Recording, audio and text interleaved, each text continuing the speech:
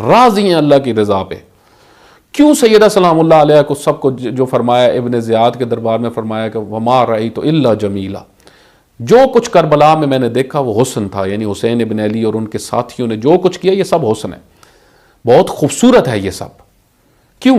امام حسین کا وہ گریہ، امام حسین علیہ الصلوۃ والسلام کی وہ دعائیں، اللہ کی راہ میں نکلنا، بچوں کو بھیجنا، بیٹیوں کو صبر کی تلقین کرنا. آپ دیکھیں یہ سب چیزیں اللہ کے نزدیک بہت خوبصورت ہیں، اللہ بہت پسند کرتا ہے. وہ شب عاشور دعائیں، وہ عبادتیں، وہ صبر کی تلقین، وہ اللہ کی راہ میں مبارزہ، جہاد، باطل کے ساتھ ٹکرانا. سیدہ فرماتی ہیں یہ سب خوبصورت ہے.